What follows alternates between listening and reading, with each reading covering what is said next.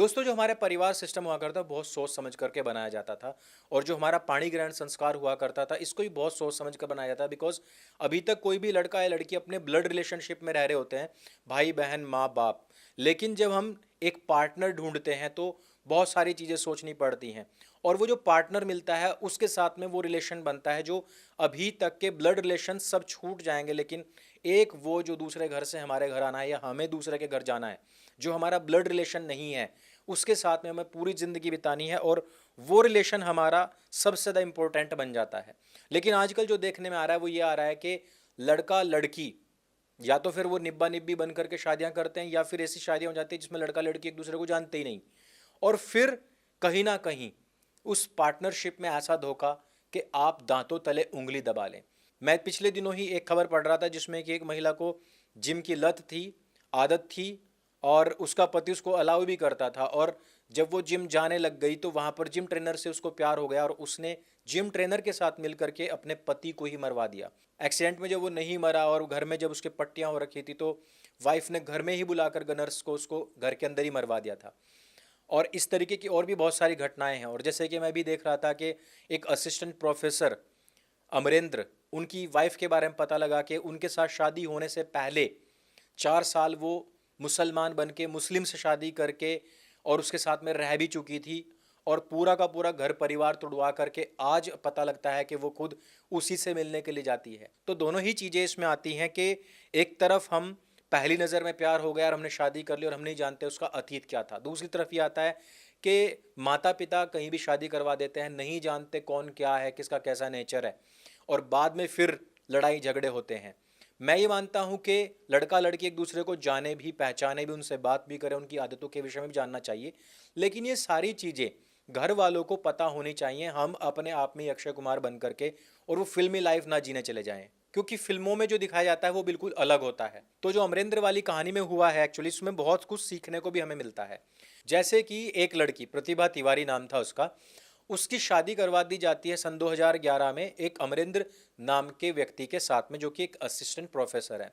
Assistant professor को 2012 में पता लगता है कि ये लड़की जो है लगातार गुटखा पान मसाला इनके बिना रह ही नहीं सकती। इस बात को लेकर के झगड़ा होता है। झगड़े की बात इतनी बढ़ जाती है कि लड़के की माँ के साथ में भी ये झगड़ा बहुत ज़्यादा बढ़ जाता है।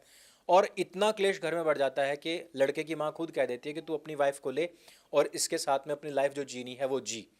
यही बड़ी गलती होती है कि जब माँ बाप अपने बच्चों को इस प्रकार से छोड़ देते हैं। पूरी जवानी तक हमने उनको पाला होता है, लेकिन फिर हम किसी अन्य के घर में आने से और उसको पूरी तरीके से हम त्याग देते हैं। बाहर जब वो जाती है तो बाद में ये लड़की, जब इसका पति यानी कि अमरेंद्र अपनी ड्यूटी चला जाता है, तो ये मोस्ट ऑफ टाइम घर के बाहर ही बिता रही होती है। और एक दिन जब वो घर के बाहर है तो असिस्टेंट प्रोफेसर जब घर पर आता है, कुछ डॉक्यूमेंट्स ढूंढ रहा होता, तो उसको पता लगता है कि जिसको वो अभी तक प्रतिभा समझ रहा था वो महनाज है, महनाज हसन। तो उसके पैरों के नीचे से ज़मीन ही खिसक जाती है। जब वो इस बारे में उस महिला से बात करता है तो वो कुछ भी बताने को तैयार ही नहीं होती। और जब ये मामला धोखाधड़ी के मामले तक पहुंच जाता है तब पता लगता है कि इसने 2007 में ही कन्वर्ट होकर के एक मुस्लिम व्यक्ति के साथ में शादी कर ली थी। और 4 साल में उसको भोग करके और फिर वहाँ से छिट पिट करके ये अपने घर पहुँचती है। फिर इसकी माँ बहन भाई जो भी परिवारजन होंगे वो फिर इसको कहते हैं कि अब क्या करना चाहिए। इनको सलाह मिलती है कि एक बकरा ढूंढो कोई बढ़िया सा, और फिर उसको हम हलाल करते हैं। बकरा मिलता है अमरेंद्र के रूप में और अमरेंद्र को फिर हलाल किया जाता है। अब ये देखिए कि किसी माँ बाप ने अपने बेटे को इतना पढ़ाया कि उसको प्रोफेसर तक बना दिया, लेकिन उनको ये नहीं पता है कि जीवन में आगे क्या होगा। यहाँ पर कोई पहली नज़र का प्यार नहीं था, यहाँ पर फैमिलीज इंक्लूड थी, आपस में मिलकर के शादी की। और उसके बाद अगर आपने कोई बकरा ही पकड़ना था तो यार उसकी औकात के अनुसार पकड़ लेते। लेकिन एक लड़का जिसकी ज़िंदगी आपने बर्बाद की वो ढूंढा भी तो कैसा? सिर्फ तुमने ये सोचा कि तुम्हारी जो लड़की है उसकी ज़िंदगी अच्छे से गुजर बसर होनी चाहिए और वो अपना पास्ट भूल जाए। भले ही एक असिस्टेंट प्रोफेसर की जॉब प्राप्त करने वाला आज की तारीख में उसका भले ही फ्यूचर खराब हो जाए। अब ये शादी तो कर दी गई, लेकिन बाद में फिर क्या हुआ? बाद में धोखाधड़ी के बारे में पता लगता है और पता लगता है कि जब ये घर में नहीं हुआ करती थी तो ये अन्य लोगों से मिला करती थी। यानी कि आदत सिर्फ इतनी खराब नहीं हुई कि वो दुर्व्यसन करने लग गई, बल्कि चारित्रिक दोष भी उसमें बहुत ज़्यादा आ चुके थे। अब ऐसे में आप क्या करेंगे? आपने बचपन से लेकर के अपनी पूरी ज़िंदगी बहुत अच्छे से बिताई, बहुत अच्छी पढ़ाई की, आपने अपने बेटे पर बेटी पर पूरा ध्यान दिया, और अचानक से आकर के कोई लड़का या इस प्रकार की प्रतिभा जैसी कोई महिला आकर के उनके जीवन में घुस जाती है और पूरे के पूरे ज़िंदगी को ही डिस्ट्रॉय कर देती है।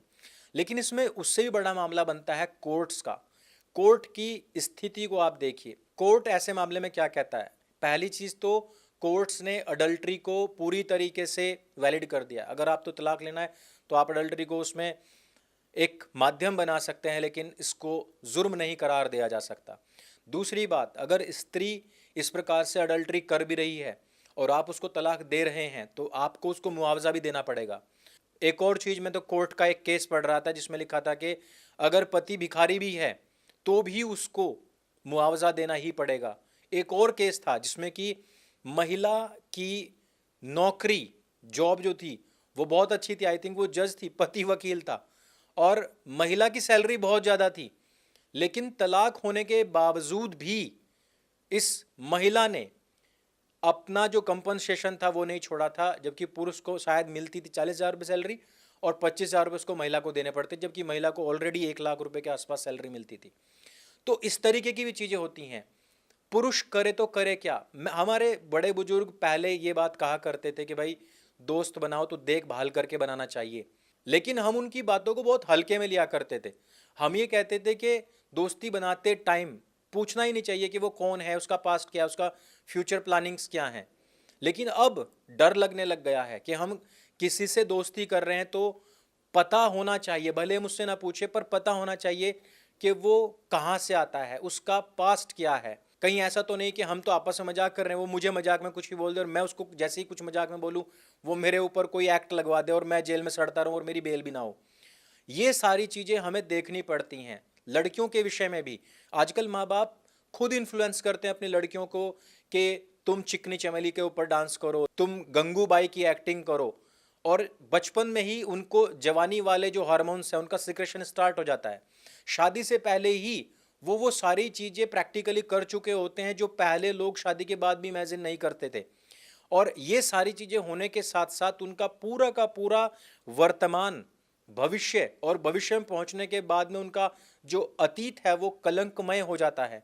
फिर वो जाकर के उनके माँ बाप किसी अमरिंदर जैसे बकरे को पकड़ते हैं हलाल करने के लिए, तब जब उनकी शादियां होती हैं तो फिर वो अगले का भविष्य खराब करते हैं। तो ये जो माँ बाप हैं, ये जो अपने बेटे और बेटियों को आज खराब कर रहे हैं, ये कल माथा पकड़ करके रोएंगे। वैसे ही अमरिंदर की माँ की तरह भी, और वैसे ही प्रतिभा की माँ की तरह भी, जो अब कोर्ट के चक्कर काट रही है। तो हम लोगों को इस बात से ज़्यादा कि मेरा बेटा या बेटी हॉर्लिक्स पिए, कॉर्नफ्लेक्स खाए, अंडे खाए, कौन सा उसको प्रोटीन मिलना चाहिए, उससे अधिक हमें इस बात पर भी ध्यान देना पड़ेगा कि हमारी पेरेंटिंग कैसी है, हम अपने बच्चों को कैसा भविष्य दे रहे हैं।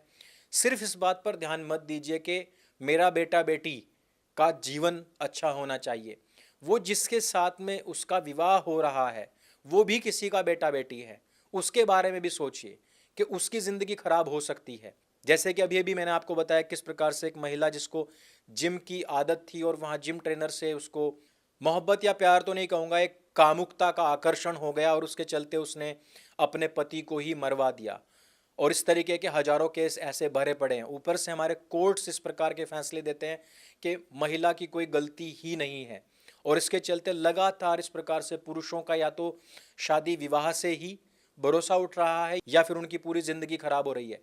तो बेस्ट पेरेंटिंग पर हम ध्यान दें, उनके चरित्र निर्माण पर हम ध्यान दें, और जिसके साथ में शादी हो रही है वास्तव में उसको भी हम अपना ही बेटा या बेटी समझें।